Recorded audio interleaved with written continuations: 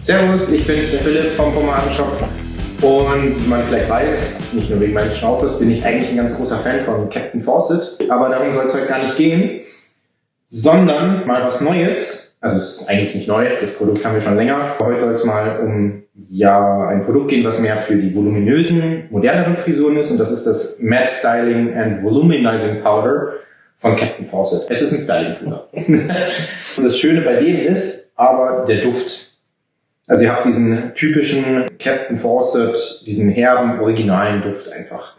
Das riecht ihr auch tatsächlich relativ lange, denn die meisten Puder haben dann tatsächlich entweder nur einen sehr schwachen Duft oder tatsächlich gar keinen Duft. Und das ist bei dem mal ganz cool.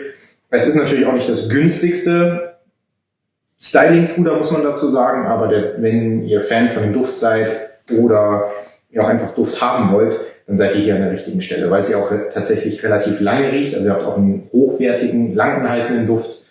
Genau, und natürlich die wirklich geile Metalldose oder Aluminiumdose. Und ja, wie immer halt, das Design bei Captain Fawcett ist on point, da kann man nichts sagen. Selbst die Öffnung oben hat ein C und ein F.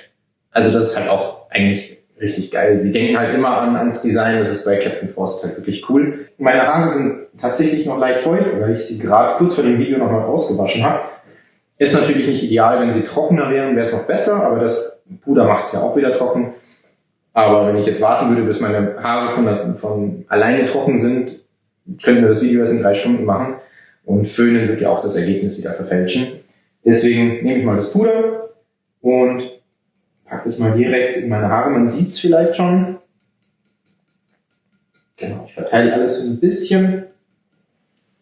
Und dann sieht das aus, als hätte man Schuppen. Aber man geht dann einmal gut durch. Und dann merkt man sofort eigentlich, wie das ganze Griffigkeit und Grip gibt. Und dann verteile ich noch ein bisschen mehr, weil meine Haare eben vorher nass waren. Ist das halt brauche ich ein bisschen mehr davon.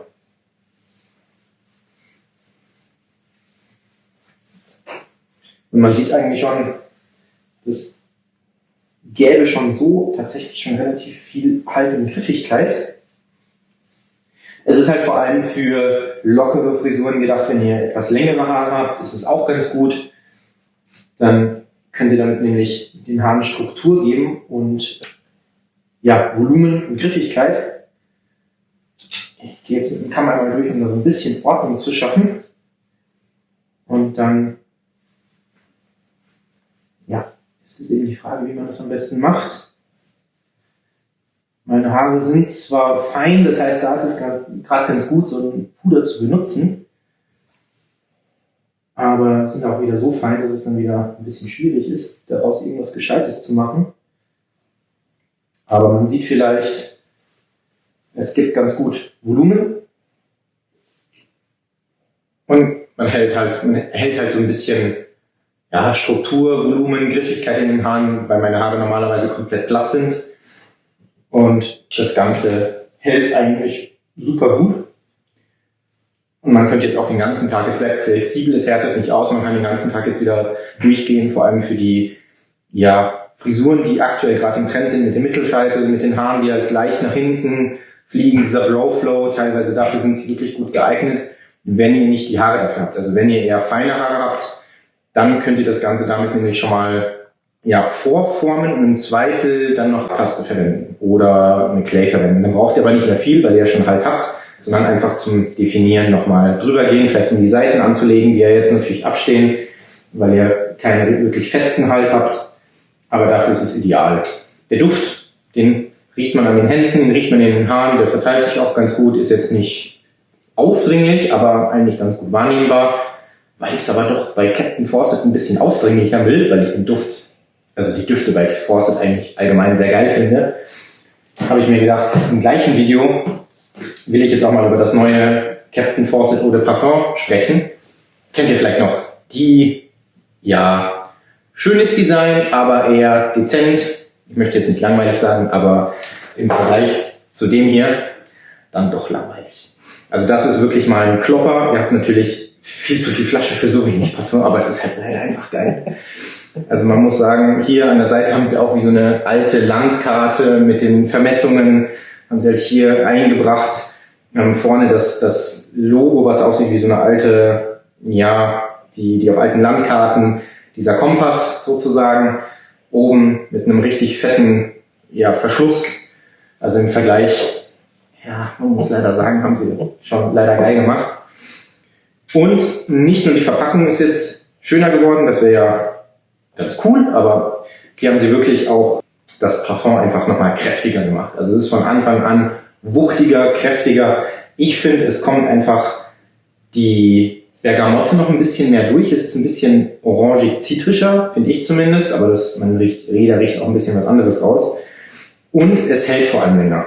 Also das alte Captain Fawcett Eau de Parfum war im Gegensatz zu den anderen der Linie von Fawcett immer das Schwächste, weil es einfach am ehesten aufgegeben hat. Es ist halt relativ schnell, nach 3-4 Stunden war es dann weg. Bei dem hier habt ihr wirklich eins, das tatsächlich fast den ganzen Tag hält. Also wenn ihr es morgens sprüht, riecht ihr es nach 7-8 Stunden eigentlich immer noch. Bei den Fawcett Parfums die eignen sich eigentlich am besten immer, um auf Kleidung gesprüht zu werden. Dann halten sie immer am längsten, weil sie einfach mit natürlichen Ölen arbeiten und die einfach, vor allem wenn ihr viel schwitzt, über den Tag einfach sich wegschwitzen sozusagen, dann riecht es nicht mehr. Und bei Fawcett natürlich auch immer, ich muss es leider zeigen, es ist halt wirklich cool. Also hinten auch die Expeditionen von Peabody Fawcett. Und dann habt ihr hier eben noch eine kleine Geschichte dazu. Also sie geben sich auch immer wirklich viel Mühe. Und ihr habt eben Bergamotte drin, Mandarine drin. Die rieche ich jetzt bei der neuen Version doch ganz gut raus. Koriander, Kardamom, Vanille, Sandelholz, Moschus. Hört sich jetzt auf den ersten Moment zitrischer an, als es dann ist. Aber gerade der Koriander, Sandelholz, Moschus machen wirklich das Ganze zu einer recht runden, wirklich herben Note, trockenherbe Note, die sich erstaunlich gut sowohl im Sommer als auch im Winter eignet. Es ist nicht so schwer, dass es im Sommer zu schwer ist und es ist nicht zu süß, zu frisch, dass es dann im Winter irgendwie fehl am Platze wirkt. Und ihr habt auch bei dem jetzt einen neuen Sprühkopf, der langsamer sprüht und eine größere Wolke sprüht. Das ist halt auch ganz geil. Und ich nehme es mir jetzt auch gleich mal. So am Hemdkragen und ein bisschen an.